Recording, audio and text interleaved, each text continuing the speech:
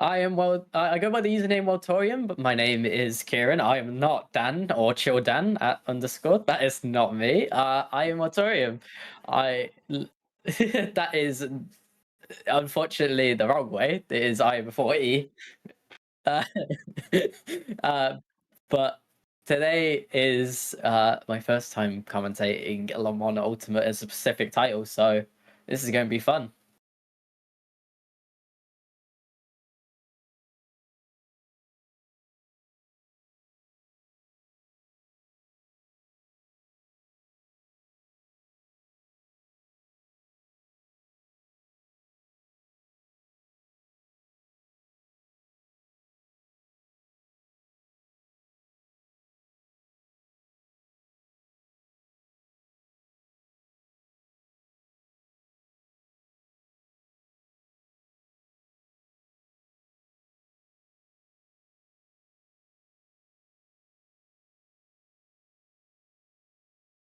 Uh, It's a good developing game. Obviously, they got huge plans for this title, and there's huge plans here at the BUSR for getting involved with this title as well. And also, you got the huge difference of that multi-class racing, which these drivers will have to definitely navigate, to say the least.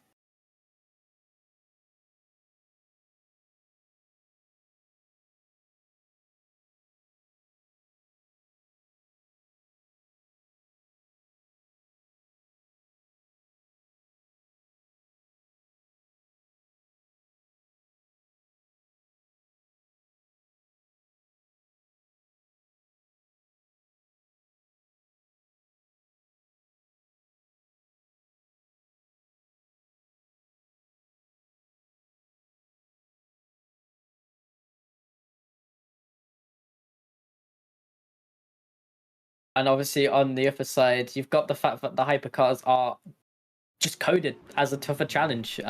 You don't have that natural braking assists, ABS, traction control, any of the assists that these drivers in the GT3s will be getting the usage of. But we've got some glorious liveries coming out from these drivers as well.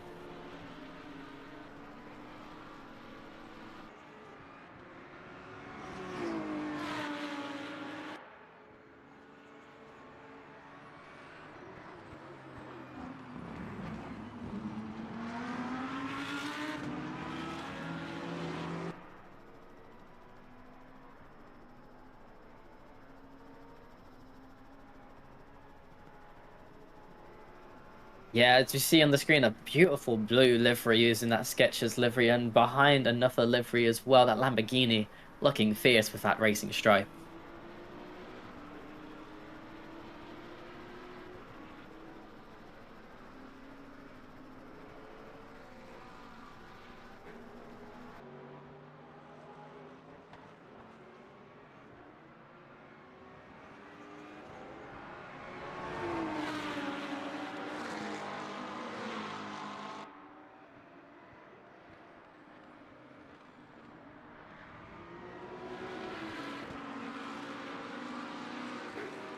Well, obviously, just on this warm-up lap, we are running tire warmers here in the BUSR, so not as important to try and get that heat into the tires as it would be in terms of if they was turned off. But with the recent update to the hypercars, I think those are the ones who really need to actually benefit from these tire warmers.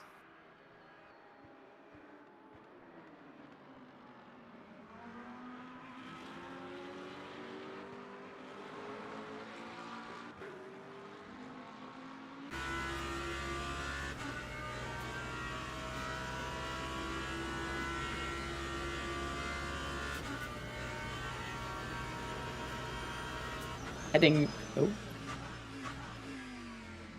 Yeah, sure. Heading into turn number one, very, very tedious braking zone, especially in these GT3s, where you have that anti-lock braking system. It will always catch you out with how late you can brake onto the brakes there, as it's also a acceleration zone where you have to get very much onto the throttle, as we then head up towards turn number three, even though in turn number two isn't really a corner for most drivers in most categories nowadays. And then we get a nice little twisty section that is definitely a bit more of a challenge in these slower, lower downforce cars. In the hypercars later on, you would see them flying through that section in comparison, and then we get a little bit slower, and to what a lot of people hate about Bahrain, this off-camber downhill corner at turn number 10 will catch out many a driver, but the experienced ones will gain such a huge benefit as they get through there, as we do see them then accelerate, which is the key performing factor from that corner. Shifting up through the gears into gear number 4, hitting a total of over 230 kilometers an hour in certain GT3s, but will be way faster. So we do see a milder yellow flag coming on out.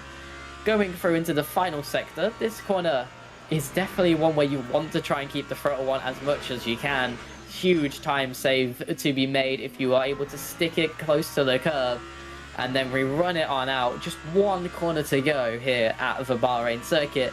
As we are in the daytime at the moment, you will have tons of glare to deal with going down this back straight, but in the night it is so much easier to tackle this corner as you then round on out. You want to use as much as the exit as you can to get onto the accelerator, get planted, run to the line, and Alexa Gates will be setting the first time in the session and will be provisional P1 for now.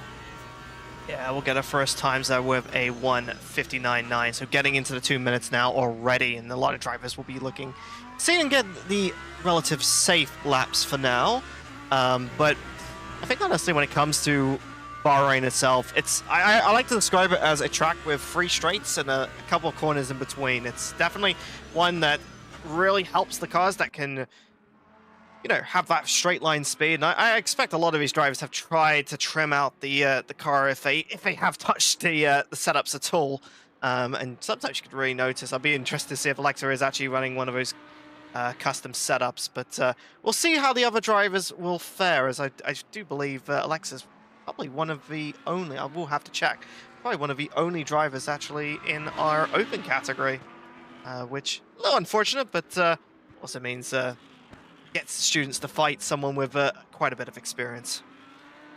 As we do get a mild yellow flag coming out on track as a potential RTG comes on out, but as we see the cars, we only have 3 of them on display at the moment, being the McLaren, BMW, and Mercedes on the graphic, but I can confirm, obviously there's that one McLaren, two other McLarens on top of that one McLaren, the Lamborghini of Alexa, and also a Porsche that will be out in this GT3 category. Yeah, I think the overlay that we're using from LMU, it's an amazing livery. It's definitely a replica overlay of the old WEC. I do expect them to probably update it in the future, especially if Virtual Le Mans is whether or not it's being rumored to come back. I would love to see if it is, because honestly I think it'd be great to see a little bit more action of some professional drivers on this game outside of VRS. So we'll see how it goes. In the meantime, we'll see if some drivers will be improving a little bit. I think there's already not a lot of time in the sessions because we are running a split qualifying format. So drivers can see each other. It is actually a public qualifying session. And they only have about 3 minutes 30 remaining. And then the hypercars will be getting their choice on the track. So not too long to go. They've probably got 1 to 2 laps remaining. And you can always see the lap times coming down a little bit for some of us as Harris has got a 2nd position in that Mercedes. Yeah, currently Alexa got a very, very strong time in that sub 2 minutes, way ahead. 1.7 to that Mercedes and even further adrift to the rest. But there is a bit of a close gap. Binder, Lally and Wally within 0.3 of a second at the moment. Yeah, it looks like the McLaren, definitely one that's, I think on this track can be really useful at high speed end, but it is definitely lazier in these smaller parts of the corners. I wish we had some more individual data coming from the database, but we'll do with what we got. As currently, a lot of people not doing too much better. The only one I can actually say at the moment is Freddie at the moment. If I just go and pop him in the Porsche. Freddie Wally in this Porsche at the moment on an out lap. Will be going for a main lap right now. I think honestly, at the moment, we're not seeing too much time improvement by any of the drivers. It is quite difficult. We are running double tire wear, so there will only be a couple laps where these cars will be at its best. And honestly, with only 2 minutes to go, 1 to 2 laps maybe remaining for these drivers to get something in. Yeah, like really, if you want to get a good lap in, you need to be on that low fuel. But track ramp up is always going to be a bit of a boon compared to trying to get in an early lap time on those tires, especially with this two-time wear, as you mentioned. But only with 10 minutes total to get in a lap, there isn't much of a window to overburn out the tires. So still a chance, obviously. And the drivers can always choose to use a second set of tires, though it might hurt them later down the line with that 75-minute race on the hand. Well, we're going to see how much we've got left. Times are relatively stable, but do keep an eye out. I think definitely see what drivers can pick right at the end as the sun is setting on the track. We actually have 2 times speed as well, so the sun will be setting, and especially for the hypercar drivers, they will potentially have a bit more sun in their eyes to contend with. And I think, if I remember, sets relatively at the last corner. I need to remember that. It's either the last corner or first corner. It's one of the two. Yeah, it sets very much within the driver's eyes at this circuit. And as you say, it is kind of 3 back-to-back straights with some corners in between, but there's also that little straight in the middle of the circuit that sometimes is actually the best overtaking zone out of the bunch in terms of quality of overtakes, just because it's not as long as these upper straights can be so long that you just get the move done before you even reach to the corner. And I think with Bahrain in particular, I mean, we've been seeing a lot of Bahrain recently just because F1 has designated this place as their official testing place for last week as well as this weekend. So we've seen a lot of this track, and it's mainly because it's a very stable track. And actually, the weather itself is relatively stable. Just for people's information, I think we're going to be expecting around about 29 degrees air temperature, which is quite hot for this game.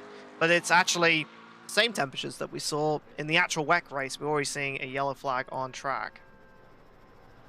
Yeah, yellow flag for McLaren pulling off to the side, but it is about time for those hypercars to start rolling out on track and thundering around the circuit. Sadly, no Aston Martin on hand, but we do have a lovely sound of a Cadillac out there instead. Yeah, and we're also going to be seeing a big look at this NTU livery. I was very excited to see this, actually, because it got sent to me as soon as we was like, oh, see if anyone's running custom liveries, and this baby was coming in from Nottingham Trent University. So fantastic to see some university outlook here in the Toyota, and I don't know how I'd go with a camouflage livery, but I think being it so pink, it could be definitely easy to see.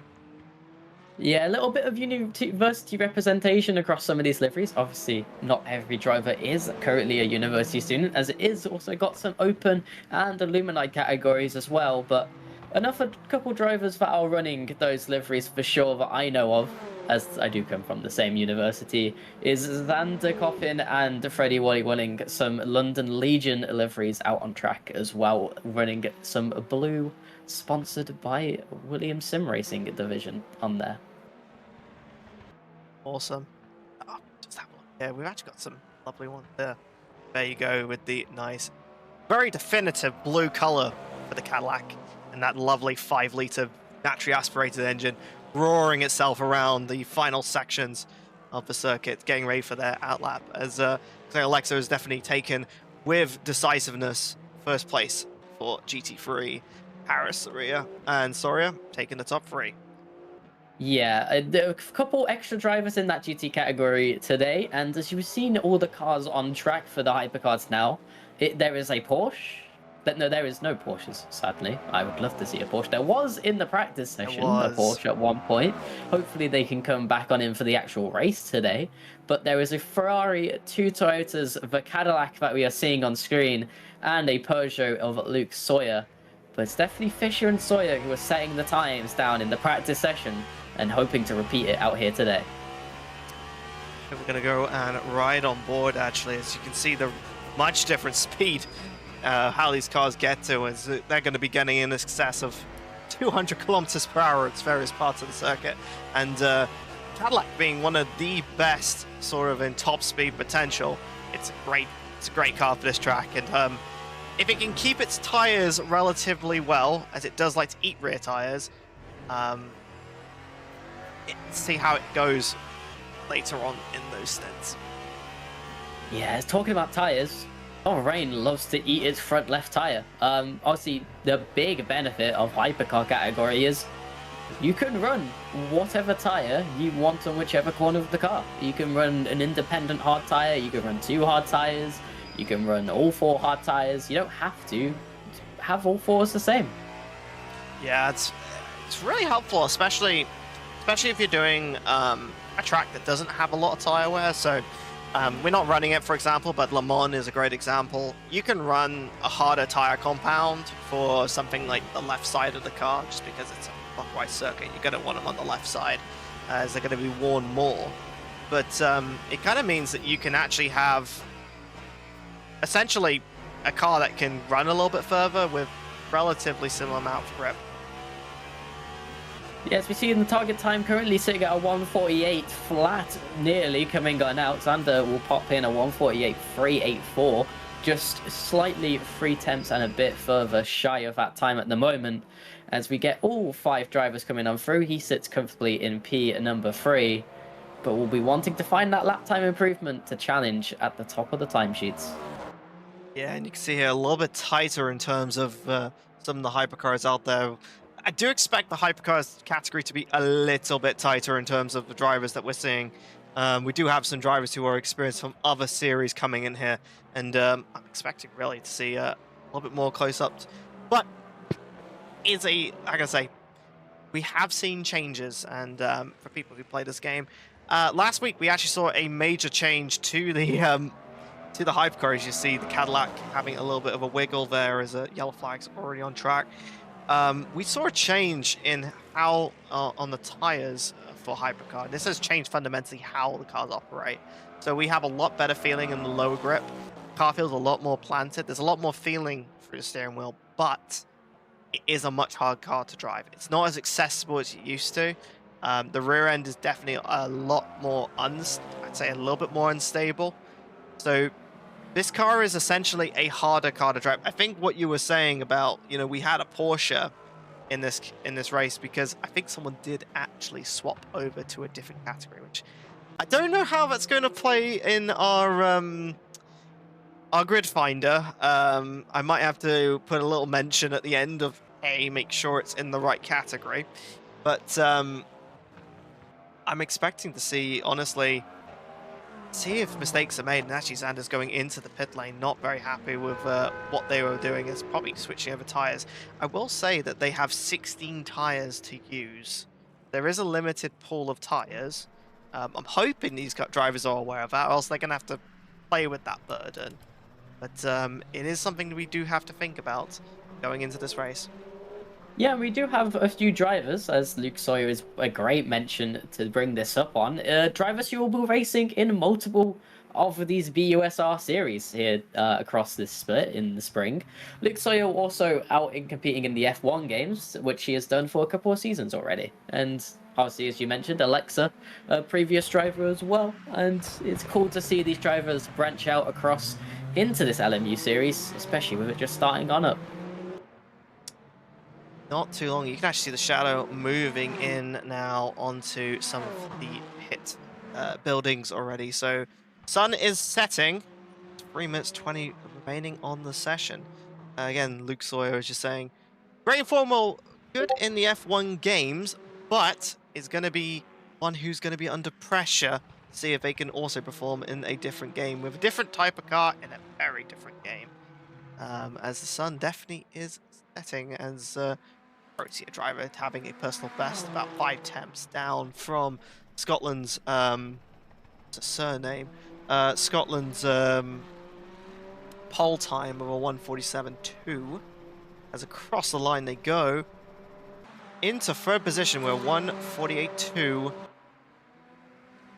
4 temps off, so all the top 5 within 2 seconds, with 3 within a second. Is braking there, not so easy for Luke in that Peugeot 9X8. Yeah, won't be able to get this one as a lap, but they can use it as a quick cool down lap as they do have plenty of time to run around and go again. As James will be wanting to find an improvement, currently sat down in P number 5, but this is not the lap time to do it. 1.9 seconds down in that middle sector, and will be wanting to reset themselves to go around one more time as there's 2 minutes 5 on the clock. Only one last opportunity for these drivers to potentially set a timeout on track. But right now, Xander Coffin currently not out on track as it does seem. So there's only 4 drivers out there at the moment, and Lucas Fisher, the one on the bubble, 4 attempts back on Scotland at the moment, definitely wanting to find that improvement. Down 2 attempts for that first sector at the moment, and got clear track in front of them, but a car hounding him on the backside instead. They've got 1:47.264 to be in this lap time as they now round through this very long left into a right-hander section. That puts so much wear onto these tyres as these cars just have to put that pressure constantly building. As we check over that second sector flag, it's a personal improvement in that second sector as it does flag up green, but down 3.5 tenths.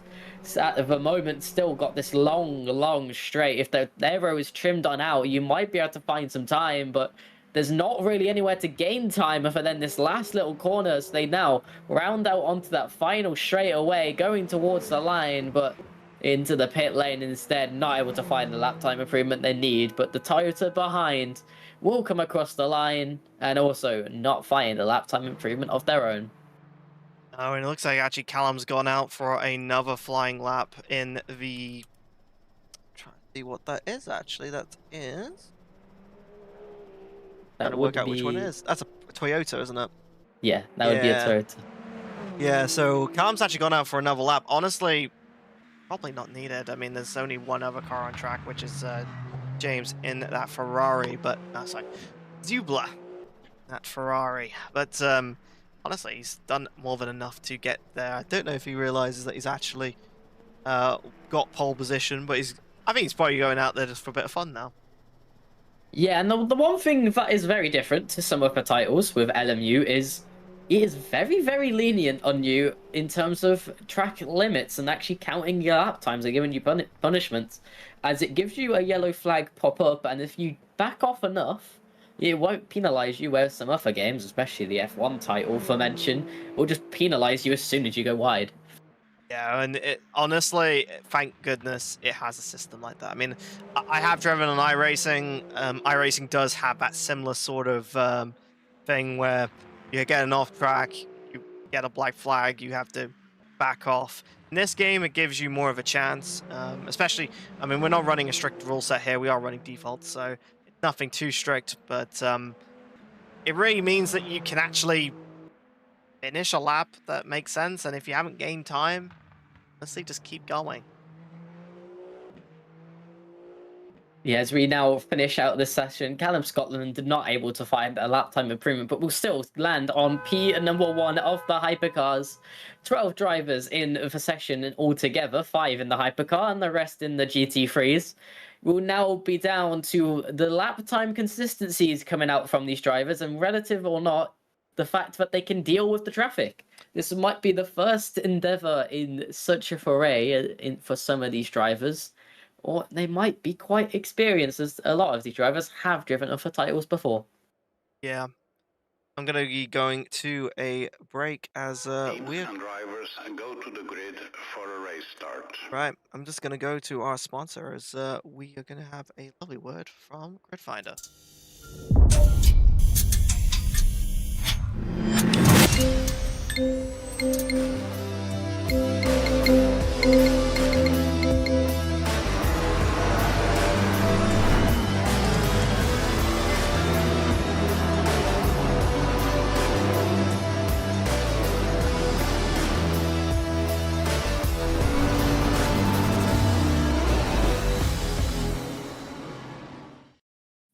F1 is definitely.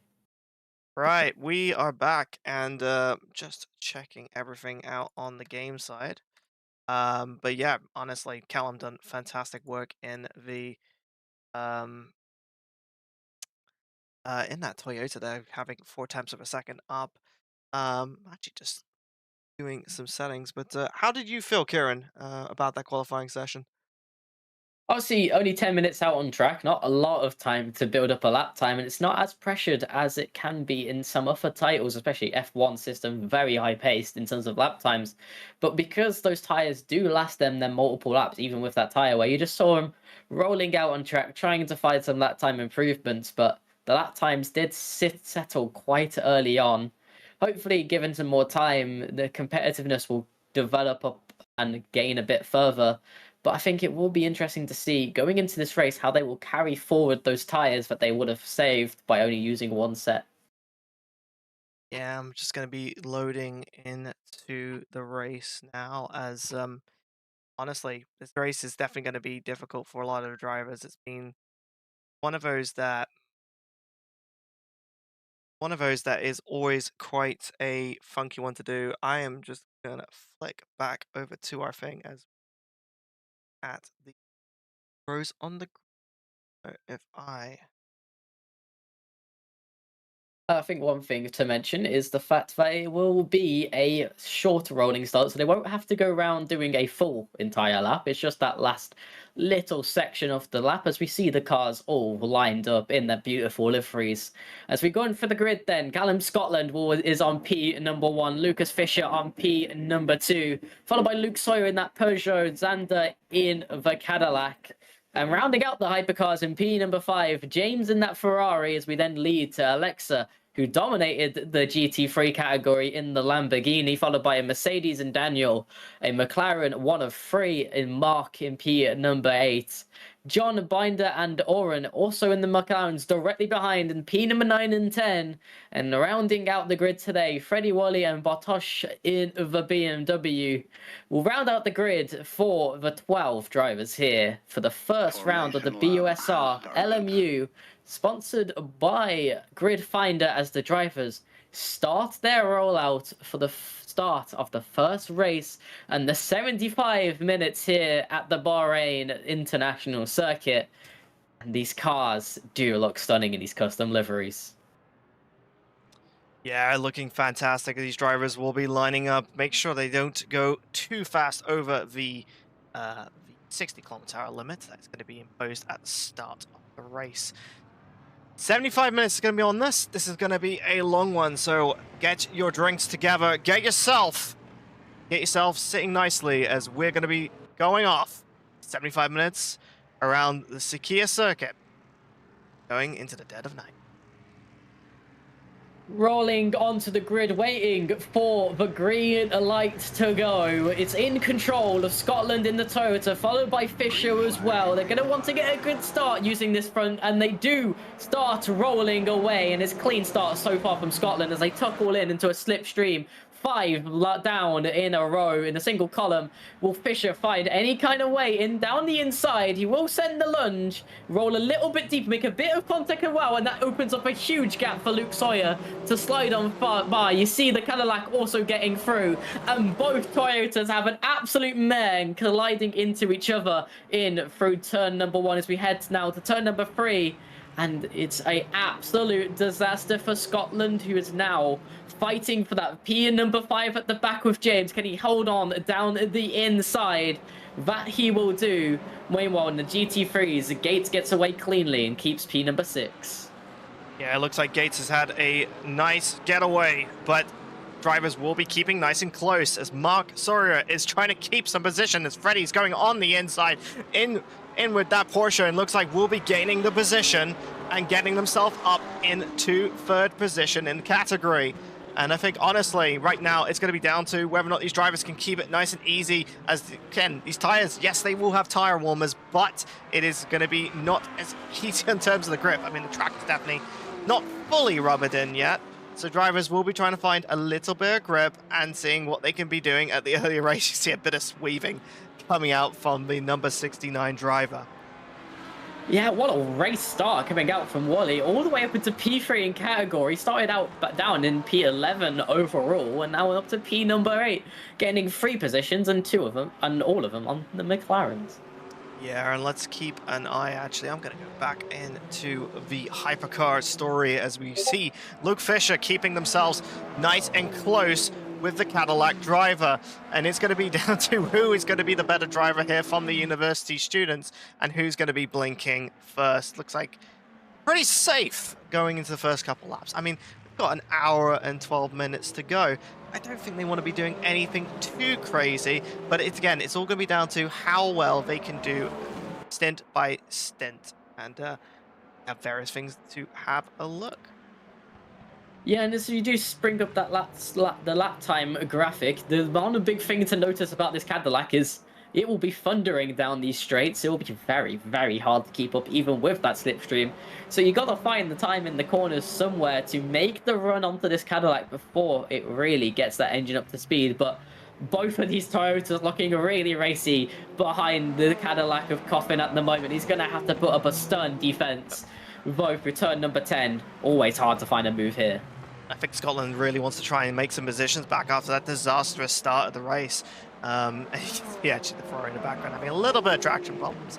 But I think Scotland really wants to make some improvements here because honestly, you know, going from first, going all the way down to fourth, they're going to be wanting to make some changes, especially as an hour and 11. You want to try and get out front, get that clean air at lap times. Yeah, at least we had a clean start in terms of DNF sheet. Everyone is still out on track at the moment, still able to keep their cars driving in the correct direction, which is a wonderful start for the first race here at the BUSR, as we will get to see these 12 cars continue to keep lapping for at least the current moment until any of them find issues, which with drivers of this aggressive, as we've already seen from turn number 1, it could only be a matter of moments, as we do see the run now building out from Fisher behind Coffin, does pull out alongside, will try and show the nose, but it's finding it difficult to keep up with that Cadillac at the moment. Yeah, again, it's just trying to find a position in which you can actually get things going. I mean, honestly,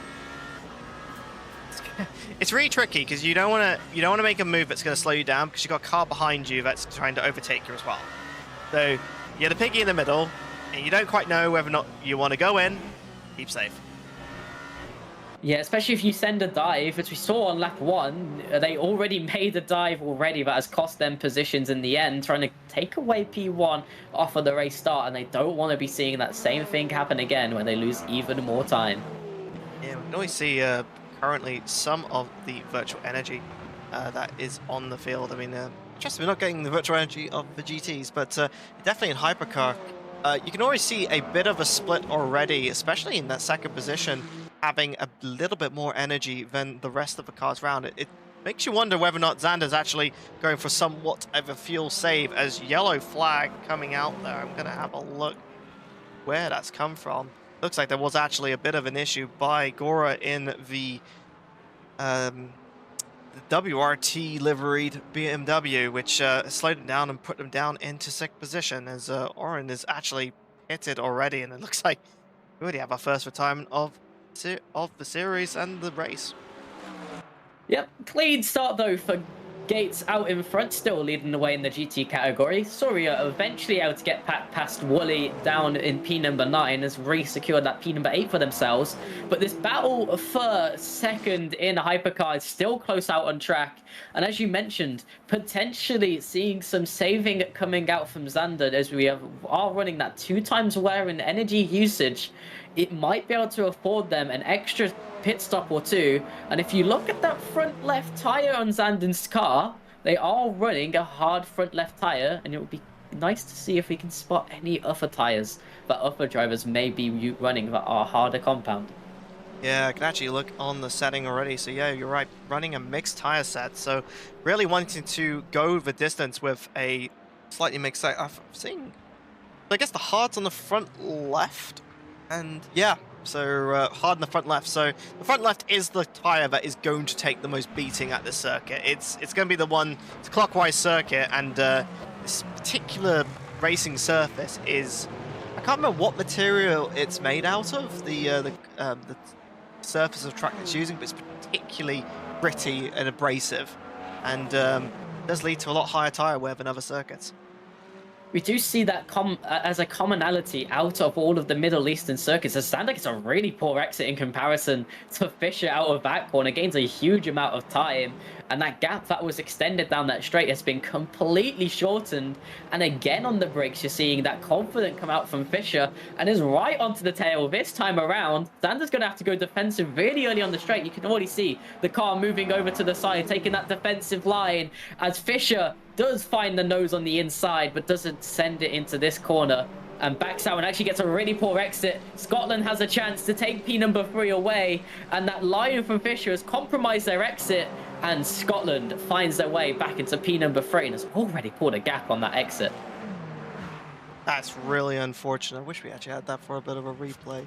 But I actually want to see how... I mean, we've been keeping an eye on this race for quite a while, because actually it's been quite close for the first couple of minutes of this race. I think actually, in the meantime, something to talk about in the meantime is set up a replay.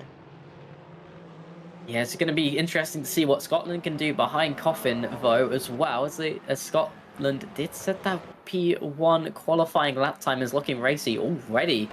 In the meantime, obviously, Fischer, very aggressive on these dive bombs, has now lagged out on them twice in this race, and Scotland is already hounding the back of Coffin.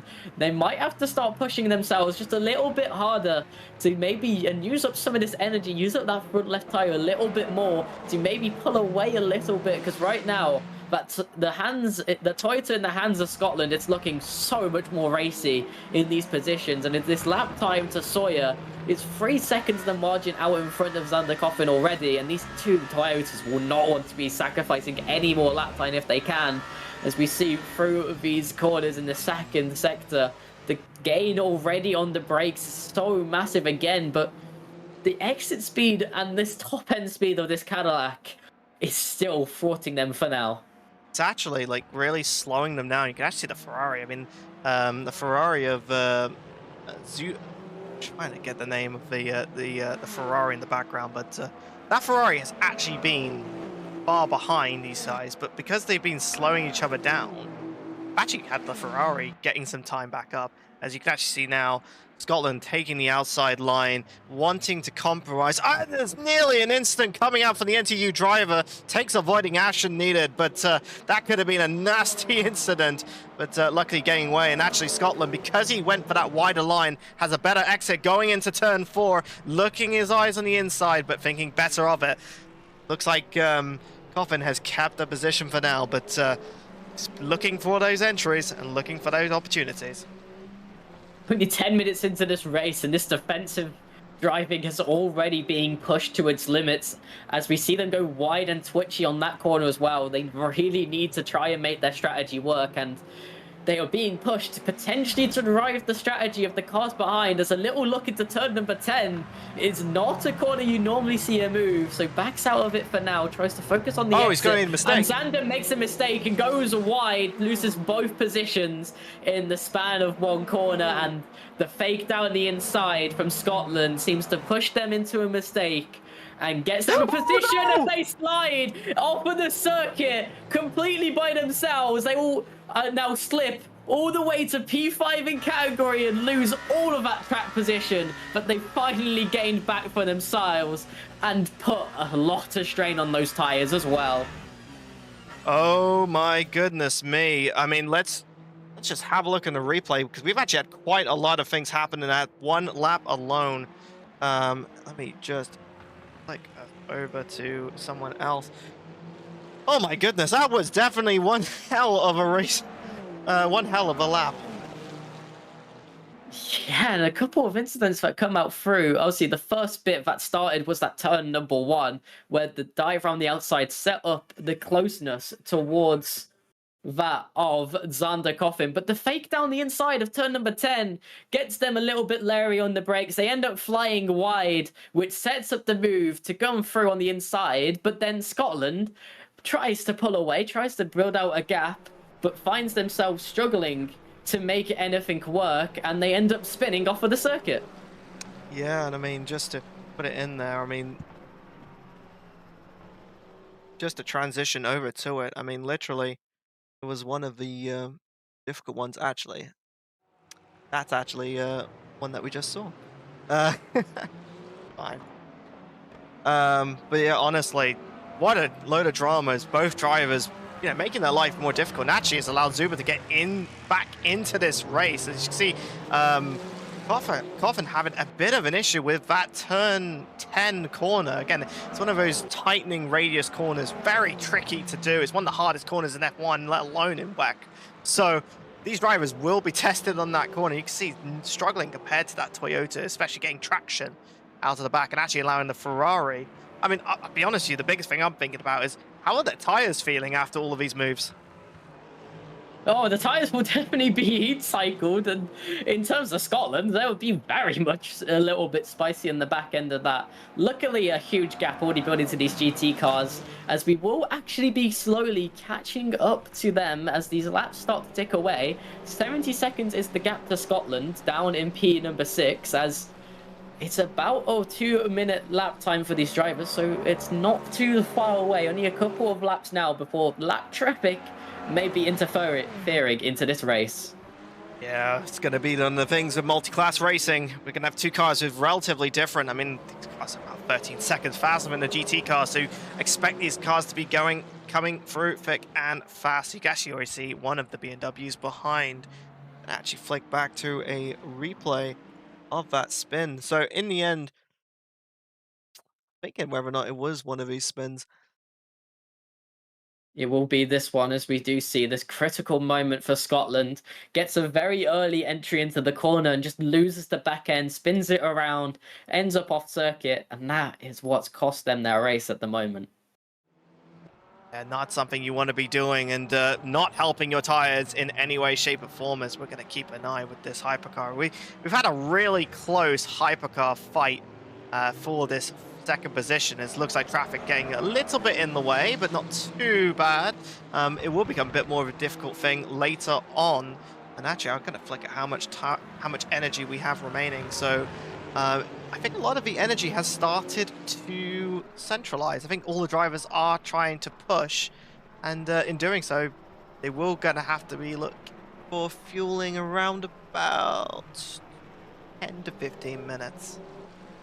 Xander's Coffin still got that slight little bit of an edge, but that edge has been utilized, clearly being pushed to drive a little bit harder at the moment. But the one big difference is Luke Sawyer. Yes, they've got that big lead, but they are cutting through their energy to make it work. Yeah. I think Zuba, this driver has not been seen too much. I mean, honestly, keeping it relatively smooth and simple, which sometimes is the best way to get through when doing an endurance race. It's actually looking a little bit, but having a little bit of rear lockup, sorry. It is difficult braking these cars, especially since the update. We've seen a lot of difficulties in terms of it's a lot more punishing to brake, and actually seeing one of the Porsche trying to dart out the way and not be in the way of this hypercar fight. But honestly, like, just from an experience, the changes to hypercar has meant that we are now in a situation where these cars are a lot harder. If you brake badly, you're most likely going to have rear locking. You're going to see that more, but lockups aren't as punishing in terms of tire wear. So honestly, it's a good trade-off. I hope that their low speed grip will be better, because honestly, just for example, a outlap without tire warmers is 10 seconds slower than a normal lap for hypercar. It's almost, on some circuits, it's quicker to be in a GT3 than a hypercar on your first lap. Yeah, those tires get so stone cold, and they find it so hard to warm them up, as you do mention.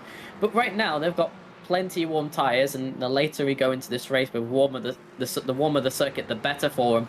But now we are into the lap traffic, we're into the heart of it, and we see that little bit of a slow up on that Toyota really suffocate them into the corner, and that's given a run to James in this Ferrari. Is a little bit of side banging into the final corner of the circuit will give them the advantage into the corner right now, but will also be able to box them in behind that McLaren and secure the position.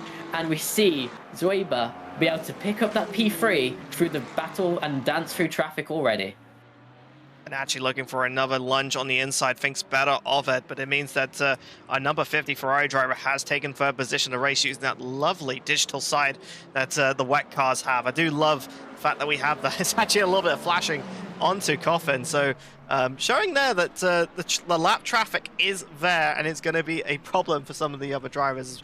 Unfortunately, we've not seen a lot of the GT3s. It's been a relatively stagnant race for them. And also, this fight has been fantastic in the hypercars to watch. Honestly, amazing to see. This is the first race we've done on LMU, and it's also the first race we've done endurance in a year. And also, I think it's now 5 years of the BUSR that we've been doing this stuff, whether it's been F1, ACC in the past, iRacing, and more recently, we've been picking up AC. It's been really good. It was lunge on the inside by the number 50 Ferrari driver, looking for the swap back coming from the number 7, but doesn't quite have the speed coming out of it. And it looks like the Ferrari driver has taken it. We're going to see a lunge on the inside here. Oh, the grunt coming out of the Cadillac gets them back on the inside, but they go side by side, making contact. The Ferrari with the wider line will be able to get it through. And now the Cadillac has to go defensive, goes wide through the corner as well, and will lose the position to Fisher as well. A nice move down through turn number 10 comes out from James and that Ferrari. Fantastic. Honestly, this track is really showing that if you can get the right position, you can push them hard, you can get some really good racing. And honestly, I love how it goes a little bit skirmish coming there from the Cadillac driver. Yeah, I'd like to see the effort in trying to keep the position, but they need to keep themselves composed to keep up with these drivers as they are pulling away at the moment after they've got past the position. And Fisher, yet again, trying to look racy behind yet another car, constantly in the position to try and make these moves work. And trying to recover this race, but currently these battles of keeping to building that gap to Sawyer that has now grown to 9.1 seconds. I think we should have a look down in the field in the GT lobby as you see the Sim Labs 77th McLaren trying to hunt down Harris in the. Actually, it's not Harris. It's going to be Sawyer in that. Vodafone livery McLaren. I think honestly McLaren being one of the more popular cars, and mostly because it's more of a stable car, as we see the Lewis Hamilton corner, well, the Lewis Hamilton line being used there. I don't think it's going to be too good for your track cuts, though. We are running default, guys, so we're not too punishing on these drivers. Definitely not helpful in the most. Yeah, and suddenly we don't get to see the energy of these GT3 cars. This battle between the McLarens will be thwarted by a Toyota of Scotland trying to recover their drive at the moment. 22 seconds off of that battle for second at the moment. Hopefully they can get themselves back into this race soon, especially after a pit stop. Yeah, and it's not too long until the pit stops will be going, as it looks like this is going to be, again, this fight is kept going and going, and drivers keeping it up and close, as honestly don't have too long to go until our first pit stops. Obviously, a category that people will know a lot are those GT3 cars. Had that amazing race out at Bathurst, one of my favourite of all time. These GT3 cars will always deliver good action based on the drivers, and Binder trying to deliver some kind of action out of that category for us shortly, as they have caught up to Soria and is 4 tenths back at the moment. As we go to the replay of that dive that costs Xander the position in the end to the Toyota behind him, getting contact through onto the right front tyre, then having to check it up on the exit, getting that poorer run, but allows that Toyota to come through the inside and now get into position to chase down this Ferrari in front.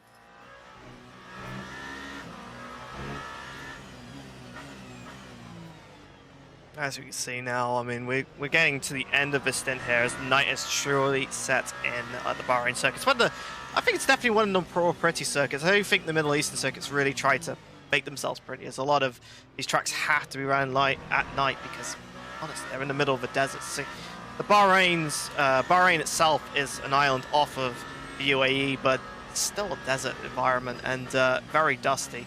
So in the end, we do see a lot of these tracks are running at night. And honestly, this game does a good job trying to simulate that. I mean, honestly, I'm thinking of the games that have Bahrain. I mean, the F1 games do a good job. Definitely very cinematic. I don't know how it is though on the F1 games, how things look. I would say LMU definitely makes glare a much worse issue compared to that of the F1 games. The glare nowhere near shines anywhere near as aggressively as it does out of the lighting systems in Le Mans Ultimate here today that we are commentating. But the one thing with the Middle Eastern circuits is they are always covered out in those floodlights. So even though we go racing at the night, the track isn't that dark for these drivers. They still have perfectly good visibility.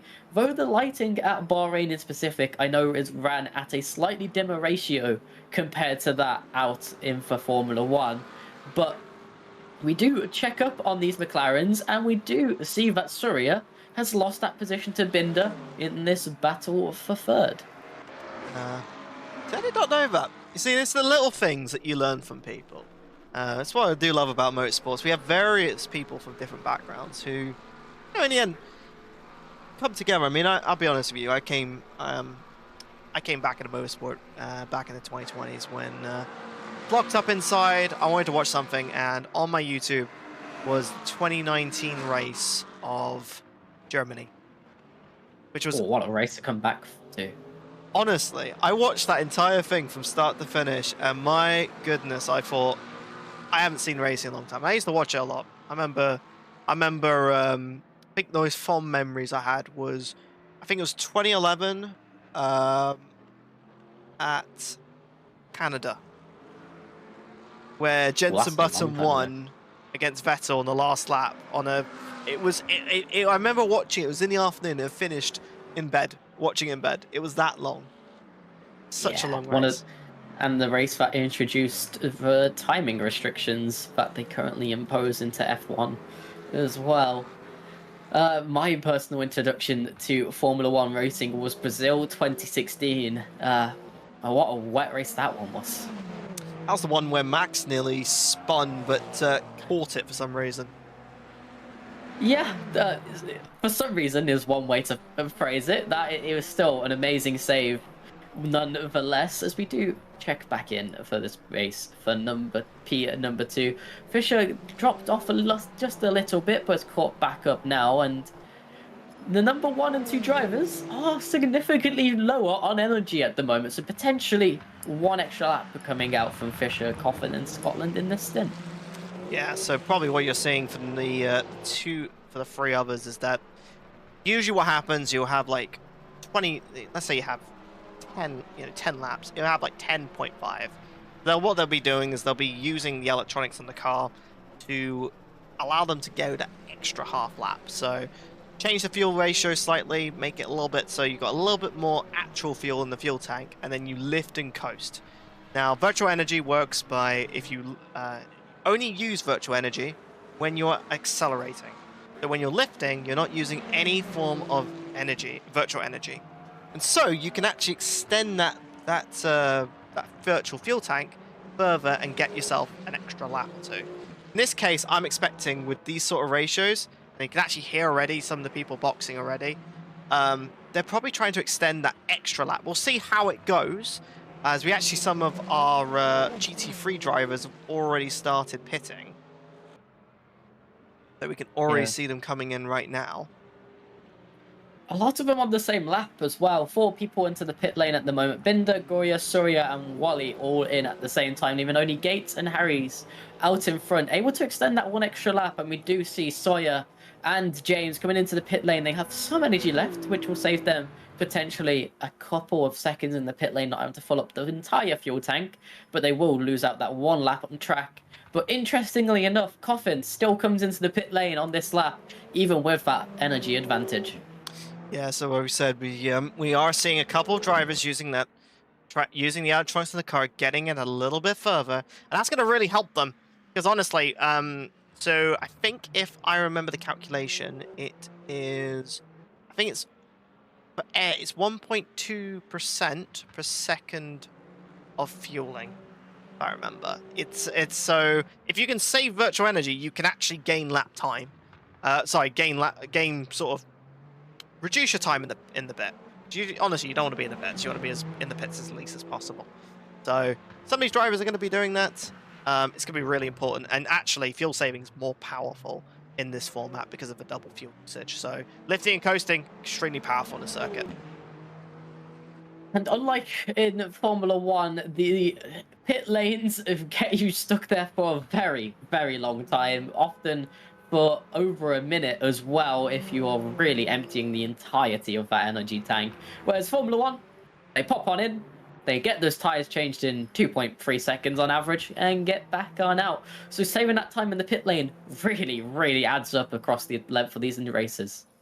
Yeah, and actually, I'm a real idiot. I forgot to put the thing that actually measures the pit stops, but we'll get that definitely for the second pit stops. But for now, it's just going to be in the lead momentarily, and actually, we're going to see how it goes now. They're going to be going and pitting in for their fuel stops.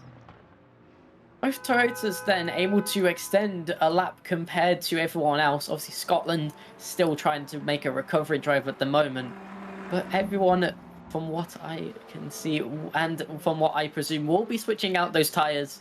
No need to save sets of tyres, no need to double stint here with the 2 times wear. Plenty of sets to go through this race, as it should be a 2-stop for these drivers. Yeah, and actually you can see here all drivers keeping on medium, so that's I think that hard tyre might have... Oh no, Fisher was the one running the hard tyre combo, so we'll see whether or not they pop out with a new tyre. But see now our pole position person in now going in, though. Yeah, let's keep an eye on things. With 46 minutes left in this race and the pit stop cycle, naturally gaps will inflate and change for now. Will be interesting to see if the overcut works here for the hands of Scotland and Fisher, as Fisher did able to extend that 1 extra lap, but will now have to deal with those cold tyres on the outlap, whereas James would have already got them out of the way. Yeah, I mean, we do have tyre warmers, which does help warm up a little bit. It does cool down a tiny bit, but it will come back up. So these drivers will be pretty much able to get going. I wish I had last lap information, honestly. It tells you a lot of the things that we're learning just by doing this. This is the first time we're actually running LMU, and so various things. One thing I do love about this game is, I think F1 does this as well now, is you can actually see the rubbering in of the actual race circuit itself. So if you look at some of the corners, you can actually see rubbering in, and these are actually done by the cars themselves. And that line's going to get grippier over time and improve the racing line. But it can work against you if it is raining. But if it's going to be raining in the desert anytime soon here. Yeah, obviously out in Bahrain, the likelihood of rain is almost 0 to none, as that racing line will just continue to rubber on in. And I just want to appreciate this livery, man. It's such a nice replica of that iconic McLaren Mercedes livery from the late 2000s and early 2010s. Yeah, honestly, when I started watching, I think it was around about 2000, and I think I watched a little bit 2006, but I remember 2007 better. And Vodafone was running around for McLaren, and very iconic to the point where, I mean, even McLaren today pay homage to that livery with the silver, which honestly I've seen that in person back in 2023. Absolutely amazing livery, honestly, and it's nice to see that someone's bringing it back out for McLaren, just having it adapted to the 720S, which honestly has been quite a, how can I say, quite a popular car, especially with British teams, if you are into your GT racing. But honestly, one of my favorite GT cars of the late 2010s into the 2020s. And one of the better cars typically in the games in terms of real life performance. It's a solid enough car. GT3s have changed and evolved over time which cars are dominant out on track. For a period, you had the Audis dominating in the 2017, 16, 18-ish period of time.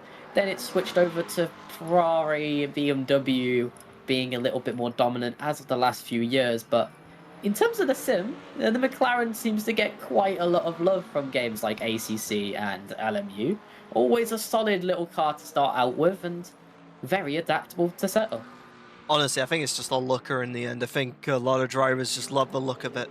It looks mean, it looks strong, and it looks very aero-driven, which honestly, it's very prolific in the British GT scene, as a lot of our tracks, whether it's Alton Park or, I mean, a lot of them, if you think about Alton Park, Snetterton, or Brands Hatch, tracks that are very much about getting good qualifying laps. And honestly, I was just seeing a bit of flashing there from the GT driver, not very happy with some of the overtaking going on with that Peugeot 9X8. But honestly, it's a track that was designed for the British GT circuits. It's really good in other tracks as well.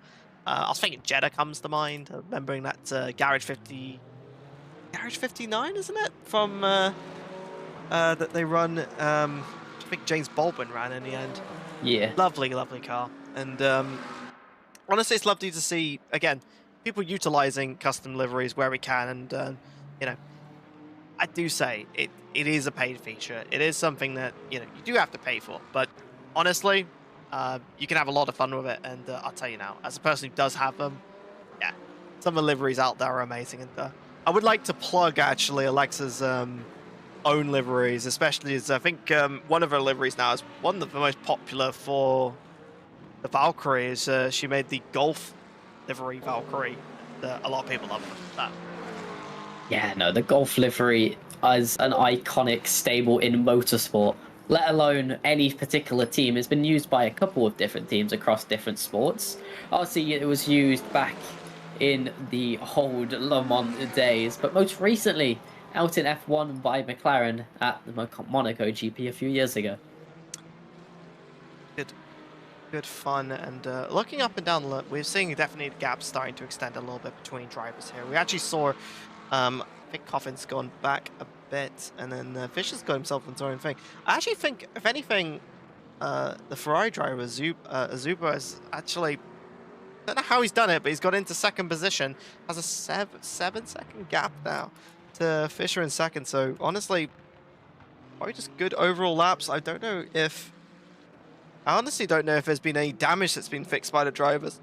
I honestly don't know, but the gaps really have extended from what was essentially quite a close racing matchup. Maybe the undercut being a much better situation here. Yeah, we did see James actually now closer to Sawyer than relative to the pit stop. It was over 9 to 10 seconds for Sawyer was the gap prior to that pit stop, but we do see a sudden gain of 7/10 for Sawyer in that last little bit of the corner. But Scotland still struggling, 40 seconds off the back of Coffin at the moment, potentially damage hampering that car. Yeah, I mean, it's definitely a race of what could have been. I mean, now 65 seconds behind the leader. Not something you want to be hunting at all. For a driver who essentially, you know, started really well, had the pace, but again, damage is something you do not want to be carrying over these stints, because it honestly does really, really hurt over time. And fortunately here, it's showing that you got to keep your nose clean when it comes to endurance racing, else it's going to slow you down over the course of the race. Yep, and as we keep talking about liveries, I do think it's fair to say, even knowing not everyone has got these special liveries, the drivers like Harris out in front of this McLaren, still using some of these lovely IRL liveries, the Iron Lynx for that Mercedes in particular, Iron Lynx and the Iron Dames branches, switching manufacturers quite a few times across the seasons, finding themselves with Porsche, Lamborghini, and most recently with Mercedes coming into GT3 for WEC. Though sadly, if I do remember hearing correctly, the Iron Dames branch may no longer be continuing with us. No, they could not get funding, unfortunately, from the Prema part of the company, and unfortunately that means that Iron Dames has lost its place, which it is really sad. I did love it when going to European Le Mans, and honestly, I was going to say the last time I saw this Iron Lynx car, I saw it in a wall on National Straight, and it got absolutely smacked by an LMP2. So I do love this livery. I just remember it for all the wrong reasons, and I do hope that Iron Lynx can find themselves some stability, honestly, and get themselves in a position, because honestly, Iron Lynx have done really well over their period of racing. I do think they got stung a little bit by the Lamborghini program getting rolled back quite a bit, and I don't know how much is Lamborghini's fault and ACO's personal internal politics of demanding 2 cars for an entire season. But honestly, it's great to see the cars, and honestly, it's great to see a lot of cars and liveries immortalized in games like this one, where you can go and drive yourself.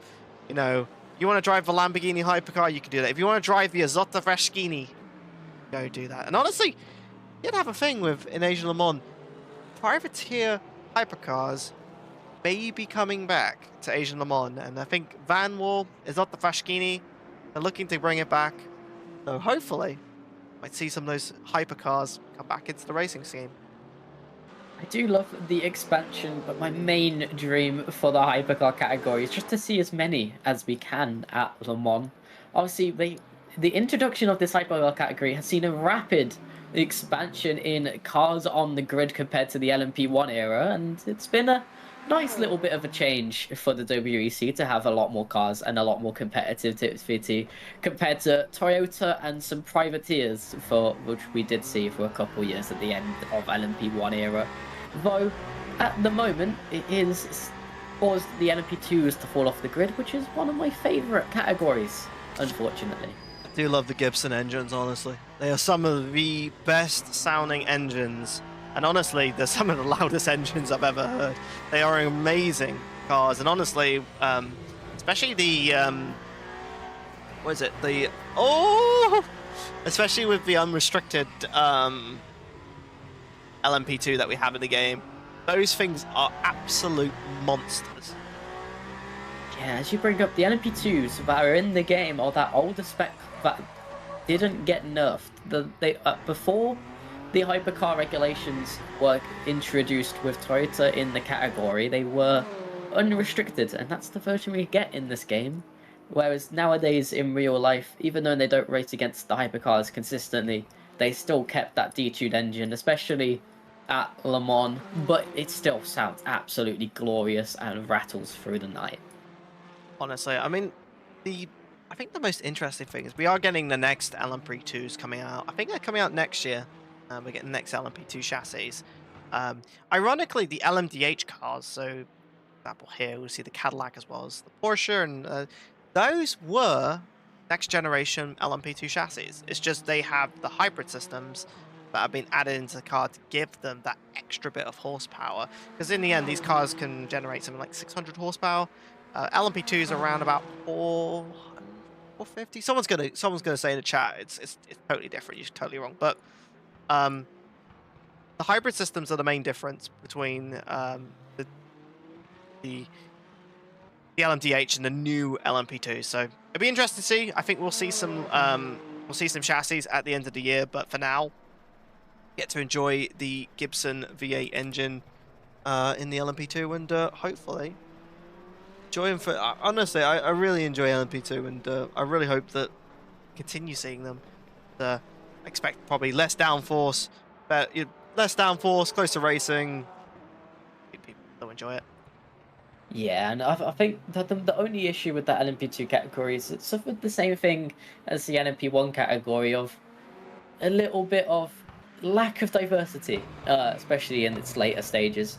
Though the racing quality in LMP2 is so good at the moment, it's just that one Oroca chassis. There has been multiple other ones made. You got the Dallara, the Ligier, and a few others as well. But Dallara was the main one to note for a while, but until everyone is kind of just centralized onto this Oroca chassis over the last few years. And now we're going to get into our midpoint of the race. So, like with any endurance races, we always get into this mid-lull where drivers are trundling around, probably just saving down. I'm actually going to flip up the virtual energy, how people are doing. So, yeah, you can actually notice some of these drivers are looking to do their saving, energy saving, because we're getting to the point now. So all the drivers would have put in 100% fuel tanks. They want to be able to get as far as possible.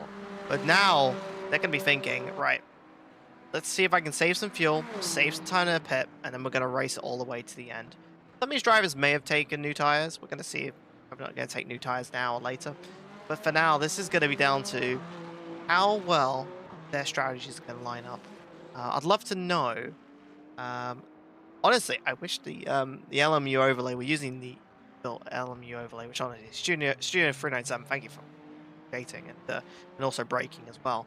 But I'd love to know if we had like an actual lap count on the tires, something that was definitely in the older WEC, the actual WEC overlay. But I'd love to see what the actual tire life is at the moment, because we don't know if people are saving tires or new ones. I'd love to know that. Yeah, WC definitely have changed their overlay a few times and in very different ways.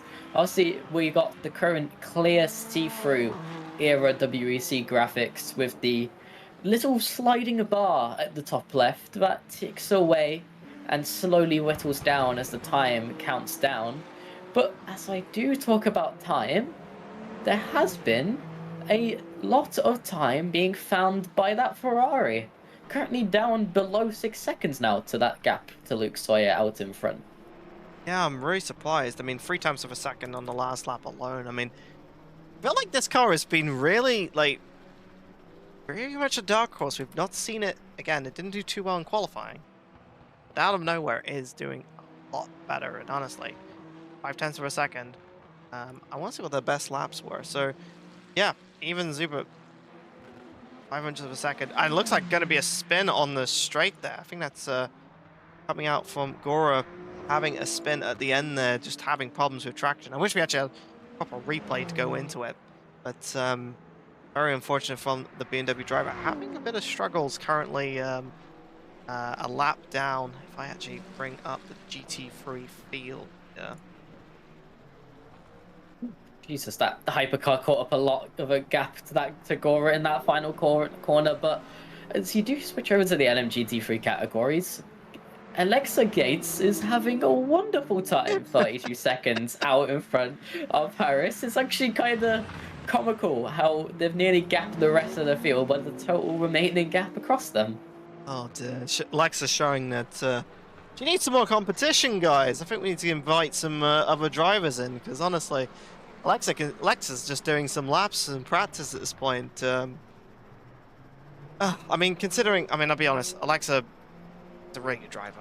Very experienced iRacing driver, if anything. And does a ton of IMSA stuff. So, wanted to join to see how it was, and felt like at the moment just is basically just trundling around in essentially just laps. But definitely, how can I say? It's great to see. It's great to see drivers again, former competitors. I think actually Alexa hasn't won a championship yet, so I feel like there might also be I want to win something, because honestly, she hasn't. As we do check back on the clock, as we see Zonda hit the back of Bartosz, completely misjudged the timing in terms of how close they're going to get behind that BMW. We do see that BMW or Bartosz going a little bit awry, struggling in the braking zones a few times here, but Zander misjudging in the braking zone, tapping that front end and probably picking up some damage that's going to affect them for the rest of this race.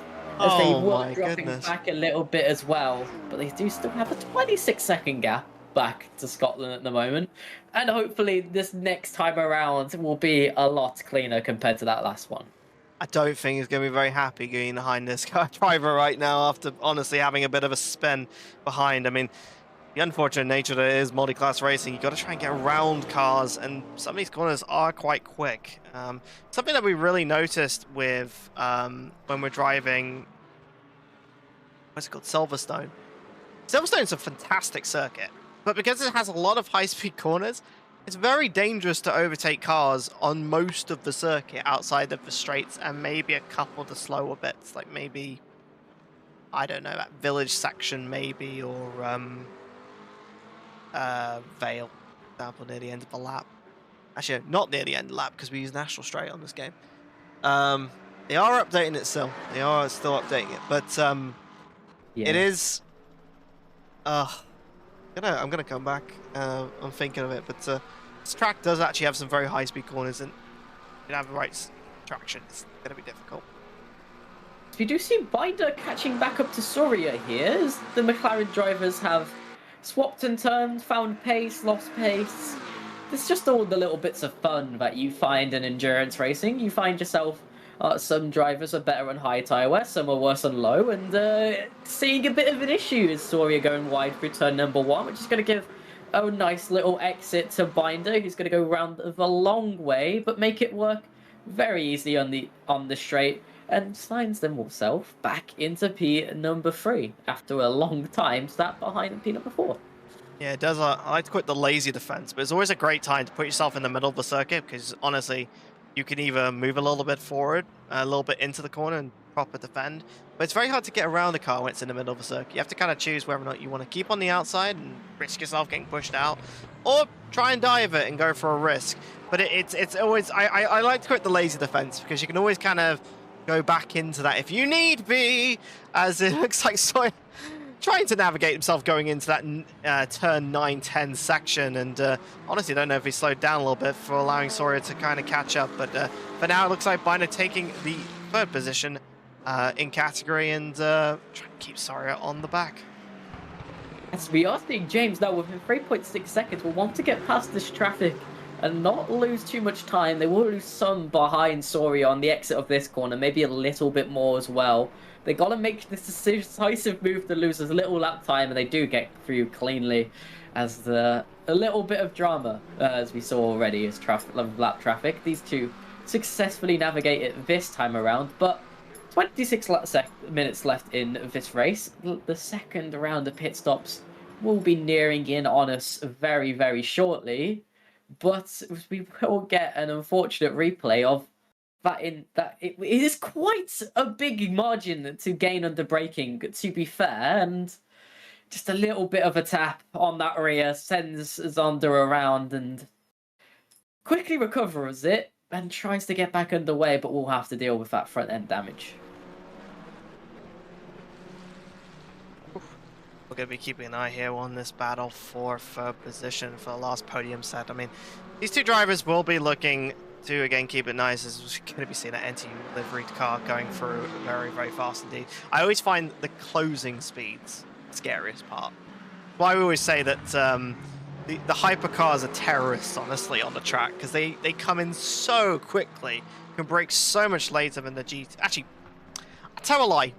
The GT3s can brake later, but the closing speeds are massive, and it can spook some drivers occasionally just because of how fast they are. And honestly, I've been learning GT3s recently. I've completely destroyed my own rank in this game, but my god, hypercars come in fast.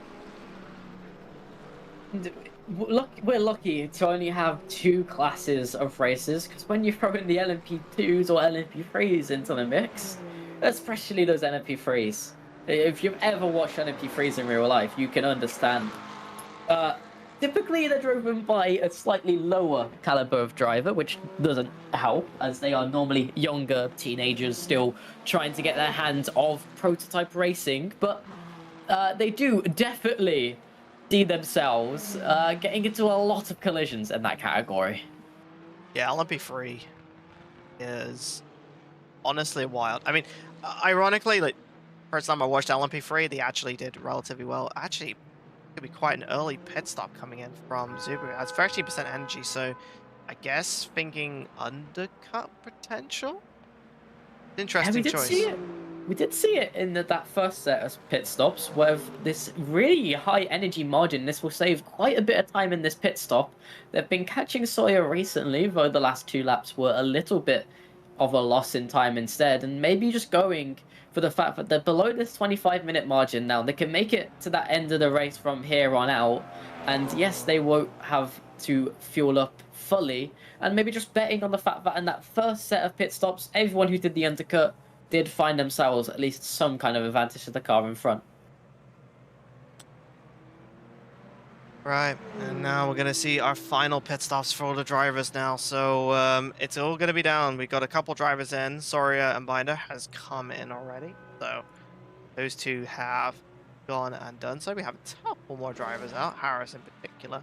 Again, Zuba going for the early pit stop. Well, rest of the hypercar field are still trundling around. Expect, honestly, Fisher, Copland, and Scotland to come in about 2 laps time, with Sawyer has been pushing it mainly, has been pushed very much on a push strategy. I mean, has the advantage to do so. I do think, though, Zuba coming early with the undercut will have the tires warmed up for longer. So I'm expecting that to be the game plan here. We're going to see how the strategies are, as we actually see now both Binder and Sawyer both coming out. So has got the gap down quite a bit. So see what the gaps are coming out. It won't always grow on that pit exit, but yeah. Soria was stronger in the middle of that last stint and will want to replicate that same kind of performance behind Binder in this stint to try and get racy again. For sure. Yeah. I do.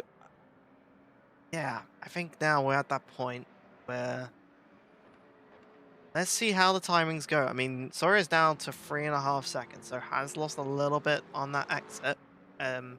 Drivers are starting to get themselves into this final stint. And now Sawyer's in the pits, so our leader is now in the pits. Will be dropping back down to third. Of course, that will change very relative positions.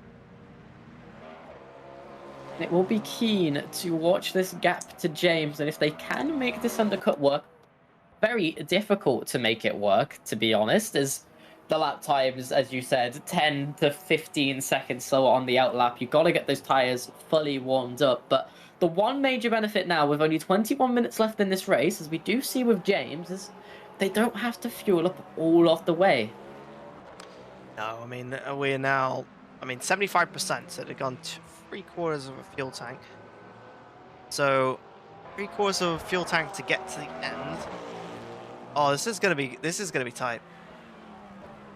Okay. The benefit of cutting in the margin thin is that you save time in the pit lane, but you need to make sure that you don't put too little energy and fuel in, otherwise you'll find yourselves losing a lot of time. Yeah, let's see how it goes. I'm actually gonna keep this on here. See what energy they're going to be going to, and whether or not Zuba is going to get. Well, see how far he gets out into the lead before a return from Sawyer. I think that, honestly, I think the strategy is going to be coming all the way to the end with just over 20 minutes to go. We're now into that stint part of the race, and honestly, I expect new tires as well to be coming on. Very short end to the race. It will feel a lot quicker than the rest of the race will, but we will be seeing drivers like Lando Coffin coming into the pit stops now this time around. Fisher able to extend yet another lap on their end on that 7%, 3 laps longer than what we saw coming out of James and 2 laps longer than that of Sawyer, though stuck in a little bit of traffic by staying out that little bit longer. And we do see that Sawyer is comfortably still out in P number 4 for now. Yeah, and look at that difference. 20. This is going to be flipping around a lot now. Now, just reading that, that is going to be flipping out a lot just because he is gaining on to Scotland. It is worth having an eye as both these drivers have lined up next to each other. Gotta love it. And Fisher is the last one who is got low energy to pit. Honestly, I think Fisher has gone. Did Fisher get the extra lap as well the prior time? I remember. Fisher got the extra lap prior time around as well, so this time not able to gain another extra lap, but still kept that one gap through the stint. Honestly, I mean, think about it. Like, I actually think I have, because honestly, if they've all pitted and this one hasn't, the person's run 2 extra laps. 2 extra laps. It's around about 7%. That's 14% less fuel. So, just for example, Zuba has pitted earlier, but has had to put an extra 14% fuel in. That's 16 seconds I think it's like 16 to 18 seconds in the pit, just because you've been pushing and not fuel saving. We do see the Ferrari in the pit lane in front, actually. I'm not sure why James has come into the pit lane. Maybe have sped into the pit lane, or some kind of off-track issue has hampered them that has caused them to come into the pit lane. But that's got to be a sorrowful sight for their race after they was racing with Luke Sawyer. potentially for that race win, and within 4 seconds at one That point. that is extremely strange. Honestly, I'd love to know what's happened there, because hit it early, got there. Unless they didn't have enough fuel. They had more than Luke Sawyer, so I would have expected that they would have, but they have Yeah, seemed no, to you're put a right. little bit more back in, though. Oh, this is strange. Talk about very strange situation as Luke coming out now. As that's just an example here. So that's Sawyer, that's the leader, and Luke's just coming out. So right now, let's keep an eye on these two. Yeah, Wait, has Fish is going to Fisher have got to no deal fuel? with those. Yeah, Fish. I hope that he has done fuel and that the graphic is just being a little bit lazy and not updating for the moment. Because Lucas Fisher has come out in front of Luke Sawyer and potentially has brought themselves back into the race if they have put the fuel on in. There It we does go. jump up to 53, but that is a very short amount. But as you say, Oh! they're able to underfuel super much compared to everyone else by extending those 2 laps. It has brought them back into this race, currently out in front, but Luke Sawyer has a lot to do on their hands with the pace that they've demonstrated and the fresher, already warmed up tyres. Wow, someone has done their homework, and like I said, I was doing just doing the calculations in my head. That's 14 to 16 seconds if you weren't pushing. By doing that, he's got, what was it, like 13, 14 seconds in the lead just because of fuel saving alone. Whew. Actually, we've just seen a yellow flag out there. I think that's probably Goria. Yeah, it's Goria having a bit of issues. Having not been the best sort of race for them, as we have 2 gaps coming down with Binder and Sawyer, who have had fighting each other for a very, very long time. He's going up against Daniel in second, who has actually got quite a nice lead now, about 9 seconds. 9 seconds in. But for third place, these two are still fighting the entire way. And Xander, of course, wanted to try and get the last of those podium positions. Currently, 3 seconds away. Just have a look at the last lap time. That's not going to be saying much just because actually pit last time. As we are winding down to the back end of this race, these lap times are going to potentially get even quicker as well, as these drivers are trying push towards the end of this race.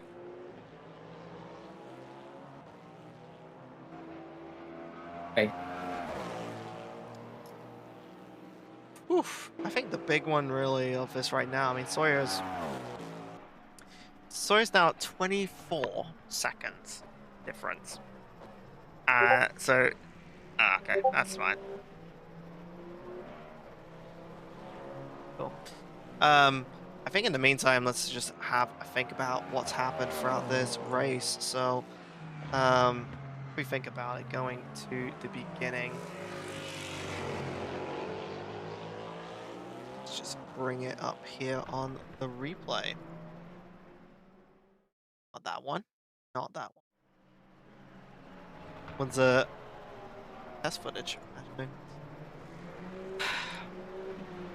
I think this kind of shows, though, that format is really important, and honestly, race strategy is very, very important for these drivers. And I think Fisher really showing that if you can get the right strategy at the right time, you can get real good things going. And I think Fisher's really shown that.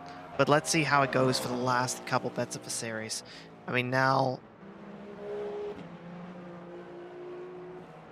we're at a point where we do have a couple seconds, or we have a couple minutes to actually talk about this, about, starting a series in LMU. This actually took a long time to create. I mean, we spent about 6 hours of in-game testing, as well as doing actual statistical simulations of what would be the best in terms of, what's going to have the most strategy options, what's going to have the most, probably the best mix-up in terms of strategies, as well as interesting options, as well as fulfilling the race itself. And I think, honestly, we got the mix really right. I think this has been a really good showing.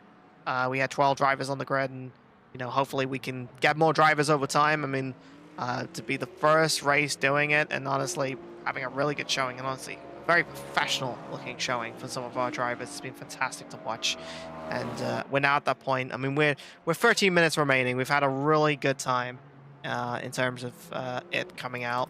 Now we're at that point of let's settle in, let's get these last bits done, and honestly, we've learned an absolute ton getting through with that, and we're going to be seeing a little bit of multi-class overtaking here. As you can see, they're really being hesitant, trying not to be crazy in terms of that. Seeing a tiny little bit of a lockup there from the Cadillac driver. See if Kieran's still I there. am back. Hello there. Hello. Technical difficulties plague me like they always love to do. We love technical difficulties, huh? Well, we are now at that point where driver strategies have kind of pulled. So honestly, at this point, you could say to yourself, interviews-wise, who do you think would you like to listen to today? I'd love to talk to Lucas Fisher on their strategy, that's for sure. Being able to pull out the strategy, and that also pull 30 seconds total of lead over Luke Sawyer. What a phenomenal way to pull this off. Yeah, honestly, it's kind of the same here. I mean, pulling off a strategy that allows you to really overtake someone at the end of the race was a fantastic sort of play that, honestly, I think even Sawyer's thinking to himself, how the hell has this happened? Like, it's a phenomenal class. And we don't, we're not running any virtual cars or virtual safety cars or safety cars in themselves. I mean, it's not like F1 where we do have those extra things to think about. But honestly, it shows that if you do your homework and you can do the right race and drive right, and you got to remember that Fisher was right in the middle of that freeway fight at the start of the race and has now put themselves in the lead. It shows you that with the right racing and the right time, you can get places. And honestly, I think I can probably bring it, just for example, just for a replay. I mean, you got to think of yourself, like Fisher was all the way back in this freeway fight, and this was one of the most dramatical points of the race, having this fight for freeway. We have Coffin going wide and having the having that Toyota go through, but then later on the Toyota did make a mistake. I don't think this clip has it. Yes, yeah, this clip doesn't really have it, but we saw it later. Did have that spin, and unfortunately meant that Bishop was able just to go through, take those 2 positional gains, got those things, and honestly followed race strategy to the end. And I know for the GT drivers, it's not been as much going on, honestly. It's been very much a race, very much a lonely race. I wish we had some more drivers in GT3 just to kind of ease up, because honestly, GT3 racing is some of the closest racing that you can get in this game. Not having that has been kind of unfortunate, but honestly, been overall not too bad for a showing for these drivers. I mean, some of this first proper racing, the racing endurance racing in the BUSR, and hopefully more races to come, especially as next week we will be having Sebring, which will be lovely. I think it's going to be a race to dusk. I don't think we're going into night, because honestly, it is one of those tracks that are quite difficult to do in the night because it's not really floodlit. So, and it's very, very bumpy. Pretty bumpy indeed, but that's why we love Sebring. It's a track that it has its flaws. There's a reason why F1 will probably never race at that circuit, but for these more tougher built cars that you do get in these GT3s and hypercars, it is a wonderful circuit to witness these cars circulate. I do think, like, we're going to have the F1 cars testing tomorrow for the second leg of that. I see a little bit of scoriness coming out there from Soria. I'm hoping we'll see some more parts, honestly. Because, honestly, I'd love to see a new engine from Aston, but I think that's a bit wishful thinking. Yeah, no, they seem to be quite sadly off the pace. Obviously, Alonso having to deal with that, unfortunately, is not what anyone really wants to see. As we get a yellow flag for the BMW WRT liveried Gora not the first time they've gone spinning, unfortunately, in this race. And they hopefully won't be spinning until the end of the race, as there's only 8 minutes left remaining. Don't know why, I just guessed that. I just thought, oh, it's gonna be this guy again. And it's like, yeah, it's Gora. Turning his car into a ballerina, and really unfortunate. I think actually Scotland here has reasonably got the pace down. I mean, we've got 8 minutes remaining, so I don't know how much they can really do. The pace is there. They have been gaining a lot of time. 4.2 seconds on that last lap.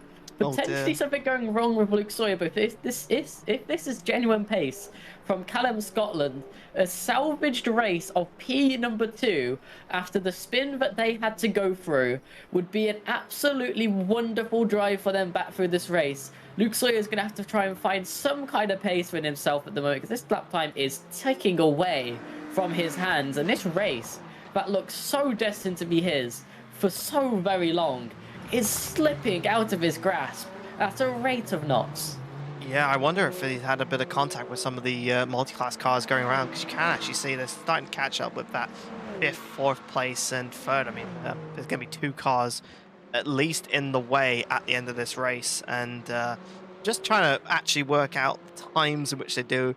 Yeah, so it should be at least another 3 cars they're going to wander into. And actually, this is not a great place for Scotland to get, because honestly, I don't know why, sorry, you're flashing. You're getting overtaken here by a hypercar. But, yeah. Flashes with attitudes. Yeah, obviously flashing is what typically you see from the cars trying to overtake, especially at night at circuits like Sebring, at circuits like Le Mans, when they go into the darkness of night, which we don't really see in WEC too much. It's more of a IMSA thing at Sebring, but without the floodlighting, you'll flash the cars ahead to get their attention. Yeah, and I actually think the Toyota that we're currently on is one of those cars that actually, I think they made an upgrade that improved the headlights, and then they had to revert it because they were too bright. Sounds about right for what Toyota do. They try and make everything too good in WEC, been in it for the longest time out of any of the manufacturers in terms of consecutive years standing, that is. But that gap is rapidly reducing now and is within eyesight. Luckily for Lucas Sawyer, he's praying that, oh, I'm so used to the F1 games. Thank God there's not going to be any DRS assistance for this Toyota behind. But at this rate of catching, it's still going to be very hard to make this defensive move stick, because there's 5 minutes remaining. I mean, he's probably wishing he doesn't have that rear wing right now. Yeah, that version didn't have a rear wing previously, but God, could it not corner before that adjustment. I think, honestly, I think the 9X8 is being the one difficult. I wonder if there's some rear damage on that car, because honestly, that car is looking a little squeamish on those high ends. As, again, I do think that car is really struggling, as now we're going to be getting into a fight. 5 minutes to go. Scotland has got the advantage. It looks like one of the Iron Lynx cars going very far off the track to get out of the way of this fight. It looks like Scotland's just going to get past and make the positional gain here. And, yeah, will not take it for now, but has to take the inside line. Not the best. You're going to be going onto that long pit straight, and they're going to be going side by side going into turn 1. Scotland is going to be taking the inside. It is definitely more favorable, as it is going to give you that inside point going into turn 4 at the later part in the circuit. You go here, turning inside, banging side by side, making sure they don't put too much damage accumulation for each other. But it looks like Sawyer has kept second position by now, but you're going to be seeing another offense coming from Scotland here.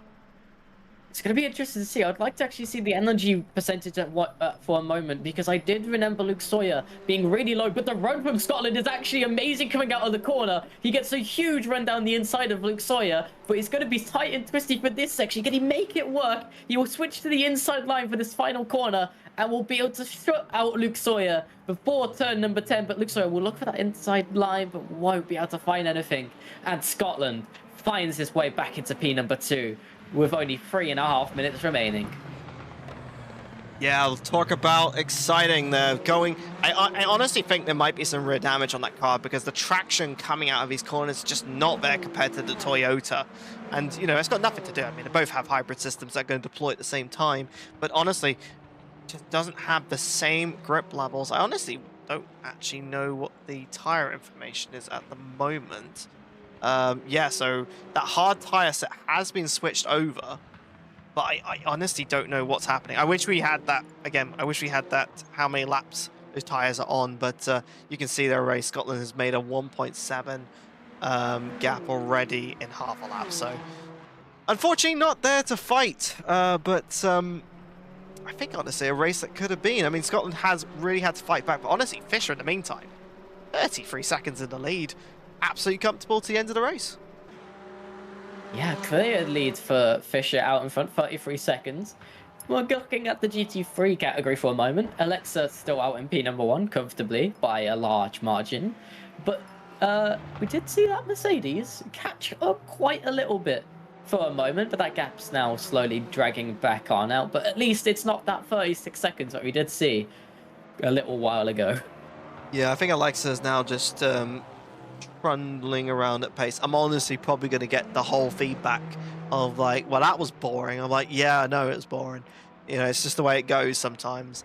I mean, like I said, it's experience of the drivers. Honestly, I think though first race, honestly not too bad. This is quite a risky point. Yeah, I'm wondering. I'm like, how much risk do you want to take? You got 30 seconds in the lead. I don't think you want to be taking any risks here. As we're going to be going on to. I think this will be white flag here. I think we're going to be going on to our last lap momentarily. Yeah, as that lap time ticks down, it's going to drop below the minimum threshold for one more lap. So Fisher will be now starting that final lap and charging towards the finish.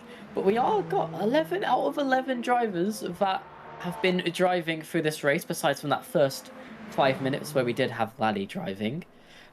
We've got 11 drivers finishing, which is, I think, a good turnout, to be honest, even with the little bit of collisions that we have saw.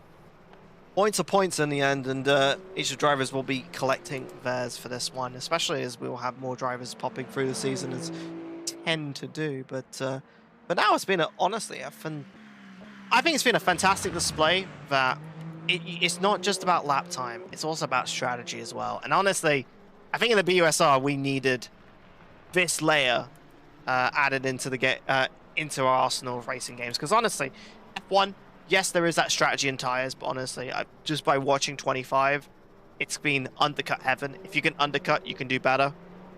That's what it's kind of been felt like. And AC, it's TCR racing. It's just scrappy race to the end. This is all about best drivers who can be consistent on lap time and have the best strategy. And honestly, having that mix is fantastic to watch. Yeah, and I'm actually seeing Luke Sawyer losing time to Sander Coffin. Obviously, there's no time left in this race, and we get a yellow flag. Hopefully not for Gora once again. It's not Gora. It was potentially for someone else, but no one seems... Oh, Sander is right behind Scotland, actually. Scotland's in the gravel. Scotland has ended up off of the circuit. Scotland has scuppered the advantage to Luke Sawyer and is driving really slowly and has picked up damage. That car is towing to the side. The rear wing has gone, and Scotland's chances for P2 has been scuppered by a mistake or potentially traffic in the dying stages of this race. And heartbreak must be felt for the driver that qualified on pole position.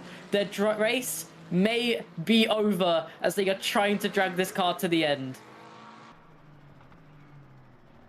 As Luke Sawyer actually also gets overtaken by Sander Coffin as well. Luke Sawyer's also found some kind of issues at the end, and Zander has gotten past the Peugeot and is somehow, in the dying stages of this race, able to find their way back into P2, which they ended up claiming on lap number 1, trying to defend, but in this dying stages will find themselves onto the podium, and in the strife of everyone else in the hypercar category, they find their way back onto the podium in a devastating end for both Sawyer and Scotland.